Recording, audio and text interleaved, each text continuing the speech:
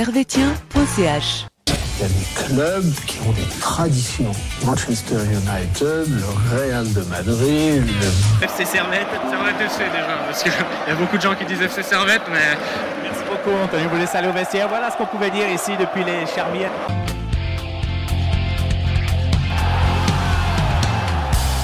Camarades servétiens, camarades servétiennes, bonjour, bonsoir, bienvenue dans ce nouvel épisode d'analyse de servetien.ch. Un épisode qui sera consacré aujourd'hui au match qui s'est déroulé jeudi soir, match comptant pour la première journée de l'Europa League entre le Servette FC et le Slavia Prague. Avec nous, donc nous reviendrons sur ce match et nous ferons les tops et les flops. Avec nous les chroniqueurs les plus luxueux. Et il est l'incarnation de l'optimisme, j'allais dire dans un corps pessimisme, mais pas du tout. El Grande Nilassan, ciao, comment tu vas? Bah ça va bien, cette réputation d'homme pessimiste me colle à la peau. Mais on fait avec. N'empêche, les derniers résultats de Servette ne nous ont pas donné tort. Pour l'instant, j'ai vu tout juste. Ouais. À ma gauche, l'homme qui sait tout faire avec rien du tout. Il a essayé de cacher l'ombre avec son propre corps. Il n'est pas réussi. C'est El Grande, El Magnifico. Lucas. Ciao, hello, Lucas. ça va? Ça va bien et toi? Ça va. Tranquillement. Tranquillement, comme un week-end Comme un week-end ensoleillé. ensoleillé. Exactement. Un week-end de début d'automne. Quelle tristesse. C'est ça. Je crois que c'est le dernier jour de l'été, non? Non, je crois que c'est passé déjà. C'est passé. On est en automne, on est en dans automne. une période un peu dépressive. Ouais. Mais Tant pour le moral que pour la météo. Il fait beau. Ah, on est bien. Avant qu'on rentre dans le match, je voulais savoir comment vous avez vécu ce premier match de Coupe d'Europe de Servette depuis bien longtemps. Enfin, Coupe d'Europe premier tour quoi. Et Hassan, t'étais au stade? J'étais au stade, j'étais en tribune nord. Tu voyais déjà autour du stade, tu voyais le monde qui se déplaçait en semaine pour aller voir un match de Servette. Là, c'était plus un match de qualification, deuxième tour, troisième tour. Là, on y est quoi. Là, c'était phase blague, de groupe. Et puis surtout, on a eu une belle affluence. On a eu presque 20 000 spectateurs. L'hymne de l'Europa à la Praille. Et à chaque fois que je vois ce stade de la Praille rempli dans les matchs européens, ça fait plaisir parce qu'on revient, il ne faut jamais l'oublier d'où on vient. Où on était il y a quelques années encore. Là, c'est que du bonus, entre guillemets. C'est notre première saison européenne depuis plus de 20 ans. Et malgré les résultats, il faut savourer ces instants parce que complètement. On ne sait pas si on sera encore européen la saison prochaine. J'ai pas fait mon pessimisme. Très bien parti. J'ai pas cassé l'ambiance, mais ce genre d'événement à Genève, ça fait plaisir. Quand tu vois, j'avais plus de 20 ans, on a connu une faillite en 2005, un dépôt une relégation en 2013, un bilan en 2015. Et là, tu vois l'Europa League. Même malgré la défaite, on peut être content de voir ça à Genève. Et le Servette mérite. Clairement. Toi, Lucas, tu l'as vécu comment ce match? T'étais plutôt. Je l'ai vécu. Est-ce que tu étais dans l'élite? Alors non, cette fois, je l'ai vécu en mode un peu décalé parce que ce soir-là, je travaillais en même temps. Ah, pas de chance. Du coup, j'ai regardé des bribes du match le jour même. Enfin, je suivais un peu avec le live score et je regardais des fois. Et puis le lendemain, je l'ai vu en entier. Mm-hmm. Mais très content de voir le Servette en Europe. C'est quand même quelque chose de voir tout ce qu'il y a autour. Enfin, vraiment, Europa League. C'est comme il dit. Soir, avec les autres équipes qui jouent aussi. Et c'est vraiment on voit que ça a pris de l'ampleur et c'est impressionnant. Et il faut profiter à Servette de ces petits moments-là parce que... Vas-y. Au passage, je voulais juste dire une petite anecdote sur le fait que on sait que la Suisse est un pays assez très cher en Europe et quand tu vois les supporters adverses venir à Genève, là ça fait toujours plaisir. Puis j'étais aux eaux vives l'après-midi et puis je voyais des supporters du Slavia qui faisaient le tour des restaurants, qui regardaient la carte et qui changeaient de restaurant. Parce qu'ils voyaient les prix de la carte. Et puis finalement, une heure après, je les ai revus avec un sandwich triangle de Denner. Il y a un gars qui leur a dit les gars, c'est là les moins chers. Du coup, ça c'est le charme de la Coupe d'Europe. Clairement. Quand les supporters adverses viennent à Genève et découvrent un peu les prix suisses.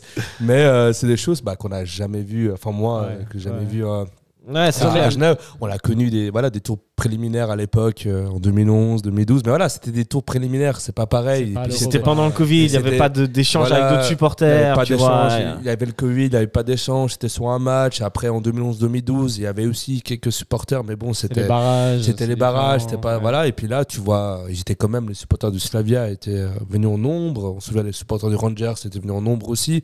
Et ça fait plaisir parce que tu découvres aussi d'autres personnes qui viennent d'autres pays qui supportent, qui ont la même passion que toi, mais d'un autre club, d'un autre pays. Et puis ça fait plaisir d'échanger sur ça. Ouais. c'est ça, et en plus, je trouve que ces jours de Coupe d'Europe, tu sens qu'il y a une atmosphère un peu particulière. Même quand tu arrives déjà au stade, moi j'arrive, j'ai déjà dit, j'arrive généralement 1 heure avant, voire 1h30 avant.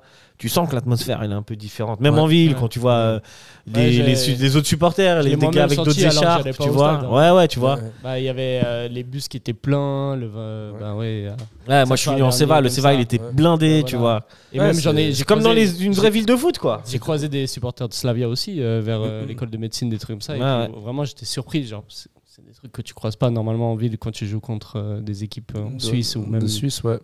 Du coup, là, c'était vraiment. Il y avait une atmosphère dans la ville. Et puis pour l'instant, sur les 3 matchs européens qu'on a eu à la Praille, on a une très belle moyenne. On a plus de 20 000. Si tu parles de l'affluence, ouais. Si on parle de Genk, si on fait l'influence de Genk, Rangers et Slavia, on est quand même plus de 20 000 de moyenne. Et puis c'est des grands clubs européens, mais c'est pas non plus les clubs qui attirent normalement la foule. C'est pas le Slavia, Rangers, Genk. C'est l'événement qui attire la foule. C'est plus pas que les... Voilà, à part les Rangers qui a un nom, même si c'est pas en termes. Même si je pense que le Slavia est meilleur que les Rangers. C'est un nom, les Rangers. Voilà, c'est les Rangers, ils attirent par le nom. C'est un nom, mais c'est vrai que celui qui ne suit pas le foot, voilà, le supporter lambda va pas venir pour voir l'équipe adverse. Là, c'est vraiment des gens qui viennent pour voir Servette et cet événement. Puis on voit, on le disait souvent, que Genève, c'est un public événementiel. Voilà, c'est clairement confirmé, quoi. On verra contre la Roma. La Roma, les gens connaissent. Je pense que la Roma, ça va être plein. La Roma, ce sera 26 000. Ça sera plein. Et ce sera le retour de Mourinho sur le banc de la Roma. On l'attend, le fight. Le fight annoncé par Neil Hassan. Lucas versus José Mourinho. J'attends de voir ça avec impatience. Et Mourinho qui va demander l'installation d'un octogone. Vous connaissez la malédiction des 3e saison de Mourinho? Ça se passe jamais très bien. Ouais. Et puis ça marche toujours, ça? Bah, visiblement. Parce que là, ils ont quand même collé un 7-1 en championnat. Ils ont gagné à Tiraspol. Ouais, bon. Et puis Mourinho, on verra bien. Et puis Mourinho, sur les 2 derniers matchs en Suisse, il les a perdus. Contre Bâle et Young Boys, il les a perdus. Peut-être ça lui donnera envie de venir entraîner. C'est une belle stat, ça. Peut-être qu'il aura envie d'entraîner en Suisse après. Peut-être. Un nouveau pays. Mais nous ne sommes pas sur Mourinho.ch. Messieurs. Nous sommes sur Weiler.ch. Nous sommes sur Weiler.ch à quelques lettres près. Bon, messieurs, maintenant on va rentrer sur les sujets qui fâchent et le match. Je vous donne la composition. Donc, Servette jouait en 4-4-2 avec Frick au goal, Rouillet, Séverin en défense centrale, Bola à droite et Mazikou à gauche. Au milieu de terrain, Douline, Konya, Antunes et puis Koutessa.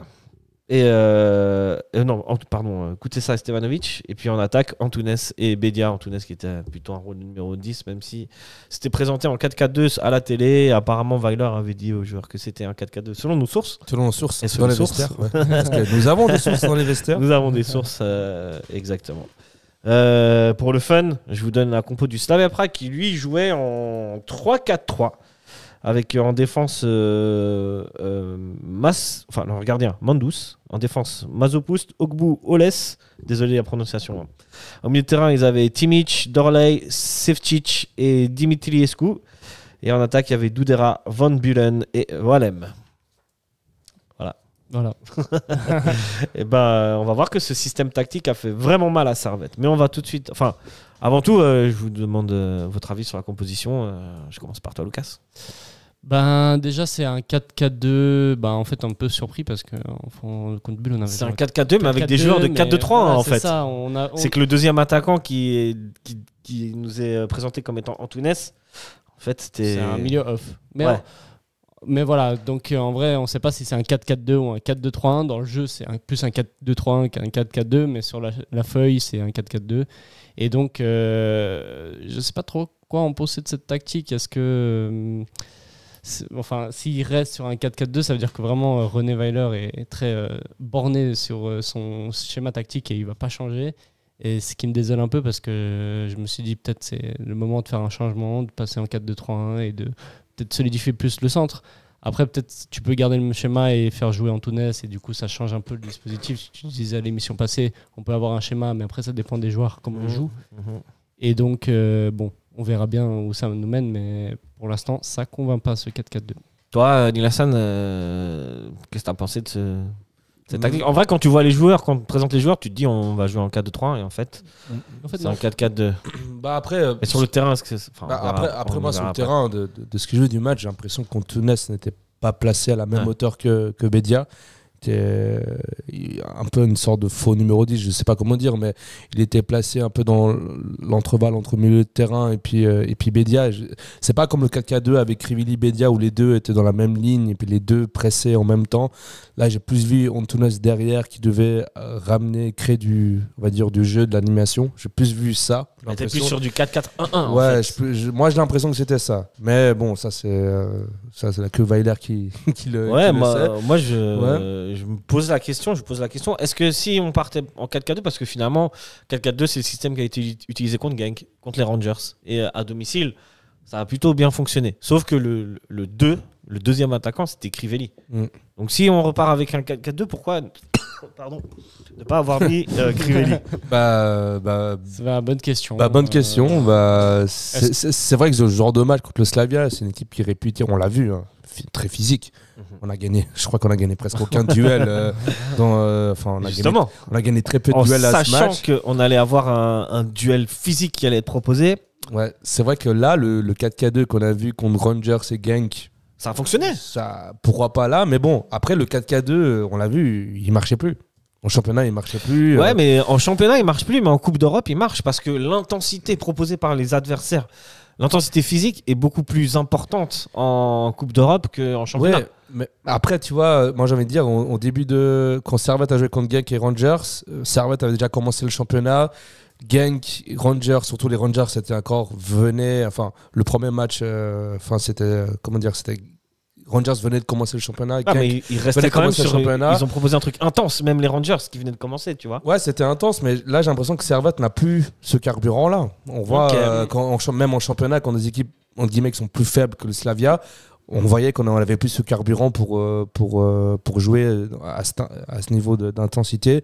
On voyait Konya se plaindre auprès de l'entraîneur qu'à deux milieux de terrain, qu'on pouvait plus. Je crois que le 4-4-2 au début de saison, ça fonctionnait parce que les joueurs de Servette avaient plein de ressources. Là, physiquement, ça devient plus compliqué. C'est inquiétant alors à ce moment-là, tu vois. C'est ce qu'on disait au début de saison, c'est que c'est beau avoir le 4-4-2 quand il fonctionne et que c'est très intense et que tu es sur toutes les balles et que tu récupères tous les ballons. Mais là, Servette, depuis un moment, depuis un mois, on voit plus trop ça parce que les joueurs sont fatigués, sont épuisés. Là, contre Slavia, on a vu les joueurs de Slavia étaient sur toutes les balles de Servette. Servette n'arrivait pas à construire le jeu. Stevanovic, il était cerné par plusieurs joueurs du Slavia. Bédia, pareil. Alors que les joueurs du Slavia, j'ai pas vu qu'on nous a mis une grosse pression sur le porteur du ballon contre le Slavia. Moi, j'ai l'impression que contre le Slavia avait la balle et puis n'était pas vraiment gêné de jouer. Justement, alors que contre les Rangers et Genk, on a mis cette. Ouais, parce que c'était le début du championnat. Okay. Ça, c'est ton explication. Moi, je pense que c'est fatigue. Ça. Moi, je pense que c'est ça. Plus d'enjeux aussi dans les matchs Rangers et Genk. Il y en a là. Voilà, il y a quand même un enjeu parce que franchement, les points, si tu veux prendre des points, mais si tu veux prendre des points dans cette compétition, bien sûr. Les matchs à domicile, c'est les matchs les plus cruciaux. Bien sûr. Je veux dire, si tu fais cette prestation-là à l'extérieur, peut-être que ça passe, mais là, à domicile, tu vois. Surtout quand tu as ton président et ton vice-président qui disent qu'ils veulent viser la deuxième place. Ça, c'est un match capital. En plus parce que l'adversaire direct pour la deuxième place, c'est le Slavia. Hein. Voilà. C'est le Slavia qui va finir deuxième dans le groupe. En théorie. Déjà, c'est pas dans la nature des dirigeants servétiens d'annoncer de l'ambition et d'exprimer clairement leur volonté face caméra. Et puis là, après le tirage au sort, le président, le vice-président qui parle de l'objectif de la deuxième place. Enfin, voilà. Il était euphorique. Voilà, c'est que. On a quand même vu le Servette très posé, pas dans l'émotion, je sais pas, la direction. Hein. Puis là, ça parlait de la deuxième place, voire la troisième place. Oui, c'est un match capital. Les joueurs le savent et je pense que tout a été fait pour avoir le meilleur résultat possible. Mais là, on a vu les limites du Servette contre une équipe qui était 2 fois quart de finaliste de cette compétition. Ah ouais, c'est pas n'importe qui, hein, Slavia. Hein. Ouais. C'est une très bonne équipe. Hein. C'est une équipe qui, au passage, a fait 2 quarts de finale d'Europa League sur ces 3 ou 4 dernières années. C'est une équipe qui a entamé, je crois, sa 4e ou 5e phase d'Europa League de suite, ou en tout cas de compétition européenne. Et ça, Donc en face, c'est pas n'importe quoi. C'est une équipe qui a de l'expérience de ces matchs européens. Et elle l'a prouvé, elle a gagné. Moi, je trouve qu'elle a gagné à l'expérience ce match. On l'a pas dit, mais Slavia a gagné 2-0. Hein. Passage. Vous savez tous. Slavia a eu 3 tirs cadrés et ils ont gagné 2-0. Et puis Slavia a aussi une bonne dynamique parce qu'en championnat, ils sont invaincus. 7 matchs, 6 victoires. 6 victoires, je crois. Alors ça, que nous, c'est différent. C'est pour tous les gens qui disaient que le Slavia c'est prenable. Non, ça c'est pas. Moi, je ne peux pas entendre ça. Tu vois. Je suis totalement d'accord, mais sur les réseaux, on a perdu. On l'avait déjà dit la semaine dernière. Et pourtant, on a eu l'impression qu'on a perdu contre une vieille équipe. Pas du tout. Sport, pas du tout. Il n'a pas débat. Slavia. Qui on joue, c'est juste indécent de dire que. Enfin, c'est insultant limite de respect pour le Slavia que. C'est une honte de perdre 2-0, alors pas du tout. Au contraire, ça aurait pu être pire. Et ça aurait pu être pire. Ça serait une honte pour le Slavia s'ils avaient perdu. Après ça dépend des circonstances à chaque fois dans des matchs, mais c'est clair que là, on partait pas du tout favori. En tout cas, mais ça s'est confirmé à la fin du match. On n'a pas vu Servette. Je n'ai pas le souvenir d'une occasion franche. On va y aller dans l'ordre. On dit Hassan, tu grilles toujours là. Le spoiler alert. On va aller dans l'ordre et on va rentrer dans cette première mi-temps où finalement les 5 premières minutes Servette rentre bien dans le jeu. Mais c'est que 5 minutes et après ils vont s'effondrer et ils vont perdre quasiment tous les duels. Physiquement, le Slavia va imposer une intensité dans les duels que Servette n'a pas l'habitude. Ils vont prendre aussi le jeu à leur compte, bien qu'il n'y ait pas d'action très dangereuse de part et d'autre. On sent quand même une certaine domination de Prague du Slavia dans cette première mi-temps. Jusqu'à la 31e minute où le Slavia va ouvrir le score grâce à Mazopust, latéral droit mais qui jouait défenseur central dans leur défense à 3 suite à un dégagement de Frick et une perte de balle de une mauvaise relance de la part du bloc servetien, j'ai trouvé. Ça toujours. C'était sur Mazikou et Mazikou n'avait pas vraiment de solution, ce qui l'a amené à le but c'est Mazikou qui joue sur Frick, tu dis? Ouais. Du coup, au tout départ, c'est Frick qui joue sur Mazikou. Non, au tout départ, c'est Frick qui dégage sur Koutessa. Sur Koutessa, un dégagement direct, Non, mais avant, je dis. Avant le dégagement. C'est une relance qui va sur Mazikou. Mazikou n'a pas de solution du haut pressing de Slavia, mais aussi parce que personne ne venait chercher. Du coup, il rejoue sur Frick. Frick dégage un long ballon sur Koutessa, ça n'arrive pas. Le contre-pressing, ça marche. Slavia, 2-3 passes. Là, d'ailleurs, le but est une petite talonnade de notre ami Mazopust, qui la donne à. Le nom du mec, c'est le centreur, c'est Tsevic, pour la tête de Wallem qui la remet sur Mazopust, qui est resté là, qui était tout seul, qui ouvre le score logiquement. À un moment où on sentait que la pression du Slavia était vraiment trop forte pour Servette. Il y avait tellement de pression sur les joueurs de Servette que, comme tu dis, ils n'arrivaient pas à relancer. Il n'y avait aucune solution. C'était souvent des dégagements un peu aléatoires. Et donc, logiquement, le Slavia, à ce moment-là, ouvre le score, sans avoir eu de réelles occasions. Et juste par imposer un pressing intense et à gagner le duel physiquement. Il ne faut pas grand-chose. Je pense que ce but reflète un peu l'ensemble du match, la logique du match. Parce qu'en fait, Servette, là, on jouait. Il y avait Antunes en 10, peut-être qu'on avait essayé d'avoir plus la balle, de jouer plus le ballon, mais en fait, dans ce match, on n'a pas du tout vu ça. Dès que Frick avait la balle, c'était des dégagements qu'on balançait devant, en fait. On balançait devant, mais on n'avait que Bédia devant, on n'avait pas Krivili Bédia pour faire ça. Et puis on voit dans ce but-là, Frick balance devant, puis on perd la balle direct, et puis on se fait encaisser un but. Je crois que dans le match, à aucun moment presque, j'ai vu Servette partir de l'arrière et essayer de construire et de monter petit à petit dans l'avant, parce que justement, les joueurs du Slavia, ils agressaient le porteur de la balle. Juste pas. Et puis en même temps, on n'avait pas non plus les joueurs pour comme on le faisait contre Getse le premier match et en début de saison, de partir direct sur un dégagement, comme vous vous souvenez les transversales de Vouillot, de Séverin au début de la saison, où depuis les 16 mètres on balançait devant, et puis ensuite ça donnait un but. Là on n'avait que Bédia devant, un peu ce profil de joueur physique, On n'avait pas Krivili non plus. Puis en même temps, Servette ne construisait pas. Du coup, c'est un peu logique qu'on ait. C'est d'où la question que je t'ai posée avant le début du match. Quitte à aller en 4-4-2, pourquoi pas mettre Krivili et garder l'intensité qu'on a eue. Parce que si au final, si c'est pas pour jouer et puis pour construire. Ouais, autant refaire ce qu'on a fait contre Genk et les Rangers. Ouais, mais après, voilà. C'est kick and rush. Mais à un moment donné. Face à une équipe qui met tellement de pressing que ça. Parce que. Vas-y, non, mais parce qu'à un moment donné, moi, dans d'anciennes chroniques, je me plaignais un peu de ce 4K2 qui fonctionnait pas parce qu'on voyait les limites physiques. Et puis là, on voit qu'on essaye d'avoir une équipe. Là, on est carrément en train de le demander en fait. Une équipe qui semble être plus joueuse, on n'arrive pas à construire.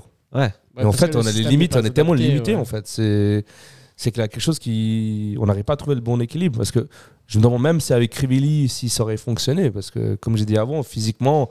Là, on a vu les joueurs du Slavia, ils nous bouffaient dans tous les espaces, dans tous les côtés. C'est parce que tactiquement, ils sont en place, le Slavia. Ils laissaient aucun espace, aucune possibilité de passe au porteur du ballon. Et même, on n'a pas évoqué, mais quand Stevanovic ou Bedia avaient la balle, ils étaient 2-3 dessus, tu vois. Ils avaient aucunement l'espace pour s'exprimer, les deux, tu vois. Et peut-être même, Bedia tout seul, sans un pivot à la Kriveli, face à une équipe comme ça, c'est aussi compliqué. C'est vrai que c'est pas avec des joueurs comme du physique, je parle du physique. C'est pas avec Antunes, excuse-moi. Dans un combat physique, il sert à rien. Voilà. Sauf si tu veux essayer de construire et de créer, mais bon, là, on n'a pas réussi. En 4-2-3-1 ou dans un match où tu as la balle, il serait utile. Mais là, dans un combat... Dans un match de championnat, de Super League, moi, je pense que ce dispositif-là serait logique, parce que justement, il n'a pas cette intensité physique qu'on a en Super League, qu'on retrouve en Europa League. Mais là, c'est vrai que c'est facile de dire après le match. Évidemment. Peut-être qu'un Krivili Bedia, peut-être qu'on aurait eu peut-être une occasion en plus, peut-être plus d'intensité. Mais comme je disais avant, moi j'ai l'impression que même ce 4-4-2, c'est limité par la force physique de Servette. Ou par l'effectif, tout simplement. On s'est déjà posé la question ici. Est-ce qu'on a l'effectif pour jouer en 4-4-2, pour jouer de manière aussi intense et aussi physique ? Non. Pour toi, Lucas ? Non plus. Non plus, hein. Donc, on va revenir aux fondamentaux qui ont été mis en place depuis 5 ans par Gaguerre, donc un 4-2-3-1 en jouant. Mais je pense que même en essayant de jouer face à un Slavia Prague comme ça, qui tactiquement qui est bien en place, qui t'a fermé tous les espaces, qui t'a embêté physiquement. Peut-être on aurait peut-être sans doute perdu le match, mais on s'est créé des occasions et on aurait pu faire vivre la Praille. Tu penses qu'on aurait réussi à enchaîner des passes ? T'as vu leur pressing, tu vois. Ouais, moi je pense qu'à un moment donné, ils se sont lâchés en deuxième mi-temps parce qu'ils gagnent 2-0 et en deuxième mi-temps t'as la place puisqu'on va y revenir. En deuxième mi-temps, Servette est un peu plus dominateur dans le jeu, mais il y a la place de se créer des occasions. Il y a des bribes d'occasions. Il y a une frappe de Guimeno, il y a une frappe de Bedia qui passe à côté, mais il y a pas grand-chose. Non, effectivement, il n'y a pas grand-chose. Non, mais t'as raison. J'ai rien à dire, t'as raison.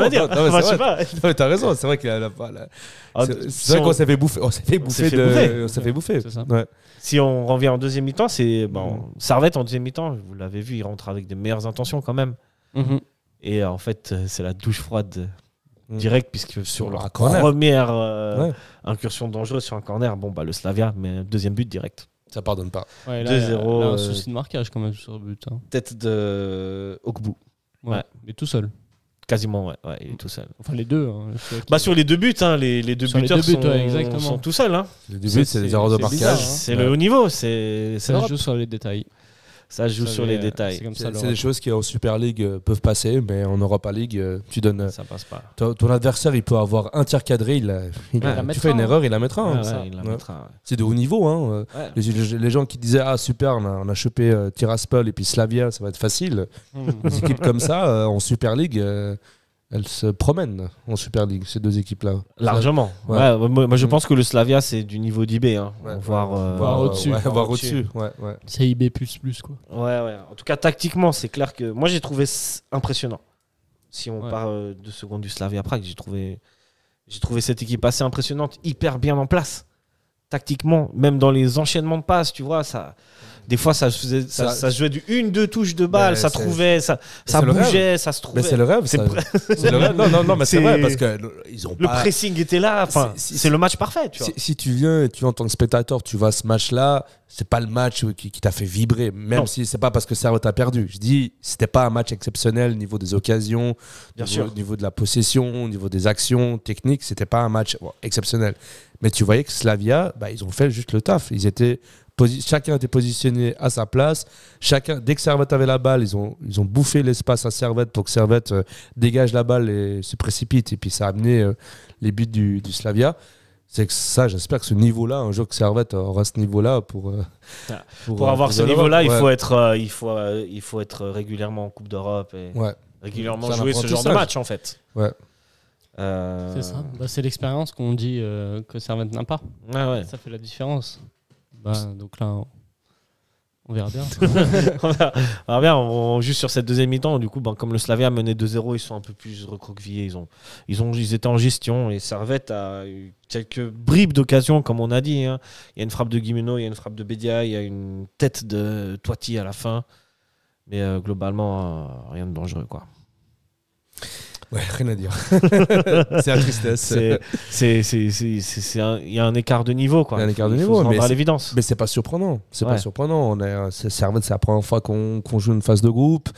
Il y a des changements d'entraîneur, changements de tactique. On essaie. En fait, Servette se cherche encore. Ouais. Servette se cherche.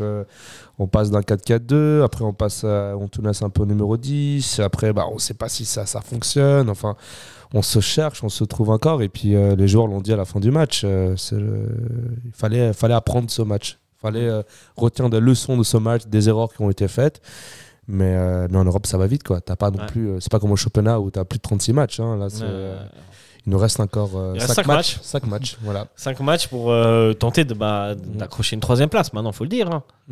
Le maximum qu'on peut espérer dans ce groupe-là, c'est d'être 3e. Oui, mais je pense, moi, de base, la 3e place, c'était l'objectif. Pour Servette. Tu penses ? Oui. Moi, je pense que c'était d'être le moins ridicule possible. Objectivement, le Sheriff Tiraspol aussi, il ne va pas falloir faire la même erreur que le Slavia. Ouais. Le Sheriff Tiraspol, c'est aussi une équipe qui a de l'expérience en Europe. Mais même il ne faudra pas les prendre de haut non plus. La Roma a gagné que 2-1. Que 2-1 là-bas, tu vois. Oui, là-bas, ça va être compliqué. Là-bas, ça va être compliqué, mais ici, ça va aussi être compliqué. Donc voilà, est-ce qu'il y a quelque chose que vous voulez revenir sur quelque chose en particulier sur ce match avant qu'on passe au top et au flop? Quelque chose qui vous a impressionné globalement sur le match? Sur le match, la pluie, c'était impressionnant. Franchement, alors, c'était ouf. Il paraît que ceux qui ont vu le match sur Blue TV, il y a eu une interruption. Gros pas big up du coup à Blue Sport parce que c'est vrai que je pense que c'est aussi à cause de la pluie, mais genre ça montre l'image de la Suisse en fait européen. J'ai lu et je suis tombé sur un article de je sais plus quel journal où Alain Rohrbach, je crois que c'est lui le chef, qui dit que en fait ils ont des boîtiers qui envoient les images à Zurich avant d'être envoyés à la télé, et en fait ce boîtier a été inondé. C'est ce qui fait que voilà. Voilà pour les explications techniques. Ok.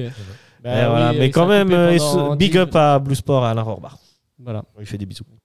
Éviter que ça soit de le mettre au niveau de la pluie. La prochaine fois. Ouais, après il a eu quand même plu abondamment. Hein. C'est comme les joueurs de Servette, on apprend de ses erreurs. Ouais, voilà, exact. Mais c'est vrai qu'en regardant la télé, on a loupé genre 15 minutes du match. Ok. Heureusement que c'était pas un match. Après, il y avait déjà 2-0, donc. Ouais. Messieurs, on passe au top et au flop ou encore quelque chose à rajouter? On peut passer au top et au flop. Alors c'est parti. C'est le foot. C'est le foot. C'est seulement le foot. Mais pour moi, c'est clair que vous trouvez toujours un point. Là, on cherche le négatif. Ouais, c'est pas faux. Ouais. Messieurs, on va commencer par les tops. Vous avez un top?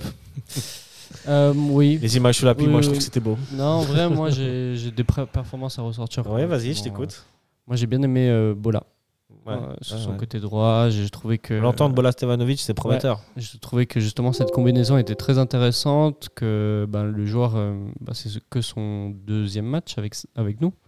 2e, 3e. Ouais, troisième avec la coupe. Troisième match avec nous et pourtant sur le terrain ça se voit pas. Et je trouve que c'est une très bonne recrue. D'ailleurs, ça donnera des mots de tête à Weiler parce que maintenant que Tsunemoto est revenu, qui mettre entre Tsunemoto et Bola pour ma part, pour l'instant, Bola mérite plus sa place. Et voilà, moi j'ai bien aimé sa performance. Il est défensivement, il fait le taf et offensivement, il apporte beaucoup de danger et avec très intelligent dans le jeu avec Stevanovic. Moi j'ai beaucoup aimé. C'est vrai. Qu'est-ce que tu en penses, toi, Nilassan? Ouais, Bola, bon match. Bola, ouais, offensivement. Techniquement, il est assez à l'aise, Bola. On voit qu'offensivement, ça peut faire mal en championnat. Stevanovic, Bola, je trouve que c'était une belle recrue dans le sens. Je pense que c'est le genre de joueur. Moi, je pense que Tsunemoto sera titulaire pour justement garder cette. On va dire d'avoir un garant au niveau défensif. Mais c'est vrai que faire rentrer Bola en cours de match avec Stevanovic déjà, qui est, connaît Stevanovic, qui est toujours chaud, ça peut être une plus-value pour le Servette, justement pour débloquer le genre de match où on a besoin de faire rentrer un ailier, là de faire rentrer un latéral droit assez offensif. Puis il ne faut pas oublier que niveau statistique, c'était le deuxième meilleur joueur niveau latéral offensif de la Ligue. Du coup, ça peut être intéressant quand il faut justement amener du danger et de l'action. Mais moi, je préfère Tsunemoto. Tu préfères une assise défensive à la Tsunemoto que... Moi, je préfère avoir Tsunemoto dès le départ, d'avoir cette sécurité défensive, de bloquer ce côté droit-là. Ouais. Et puis voilà, s'il faut rapporter du danger, de faire rentrer un joueur comme Bola. Puis un joueur qui a l'air assez polyvalent. Mais bon, après, moi, j'ai... Un top Tu quoi, si lui je le mets en top, tu dis? Ouais, non, ou si t'en as un autre. Ou tu veux rajouter encore quelque chose sur Bola? Non, sur Bola, j'ai un peu un peu fait le tour, mais après, franchement, est-ce que j'ai un top? Franchement. Écoute, moi j'ai bien aimé, mine de rien, je sais pas ce que vous en pensez, la charnière Séverin Rouillet. Il y a eu pas mal d'actions où ils ont bien coupé, où il y a eu des passes où ça aurait pu. Franchement, entre nous, ça aurait pu très mal finir ce match. On aurait pu prendre bien plus. Et je trouve que Séverin et Rouillet ont eu des bonnes lectures sur ces balles.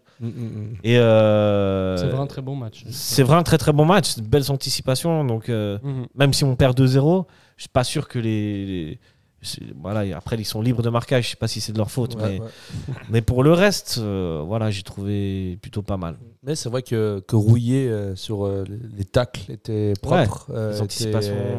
Avait une bonne lecture du jeu. C'est vrai que c'est assez solide à ce niveau-là. Même malgré qu'on s'est pris ces deux buts-là, mais je les ai pas trouvés au-dessus de leur performance habituelle. Mais après, j'ai pas vraiment un joueur où je me suis dit waouh. Parce qu'en fait, on s'est tellement fait bouffer de tous les côtés. Clairement. Que quand tu voyais qu'il y avait 2 joueurs sur Stevanovic, 2 joueurs sur Bedia, que dès que tu avais un joueur qui avait la balle, on voyait rien en fait. Du coup, c'est difficile de mettre un top où je me dis un joueur qui a une petite mention spéciale, tu vois. Ouais, voilà.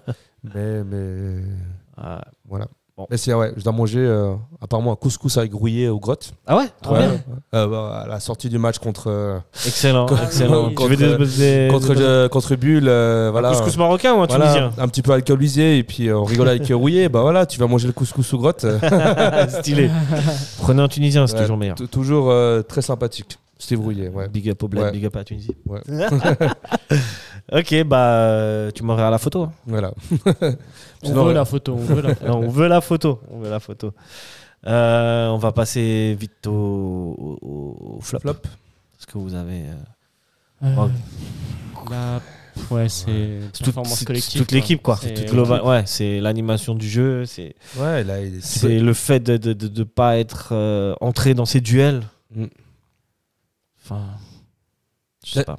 Peut-être qu'on n'a pas assez tenté de partir du côté gauche, de jouer offensivement du côté gauche. C'est beaucoup, quand on voit même les statistiques. Beaucoup à droite. C'était énormément à droite. Bon, après, en même temps, quand tu as des joueurs comme Bola, Stevanovic, on sait pourquoi. Tu pars beaucoup dans ce côté droit-là. Mais je veux dire, même quand Koutessa a eu la possibilité d'aller vers l'avant, il s'est tout de suite fait bouffer, pas reprendre. Alors que contre les Rangers, on a vu le magnifique but qu'il nous a mis contre les Rangers. Et puis souvent, depuis la blessure de Stevanovic, c'est vrai qu'on a vu plus ce côté gauche en avant avec Koutessa, justement, qui créait de l'animation offensive, qui marquait, qui se créait des occasions.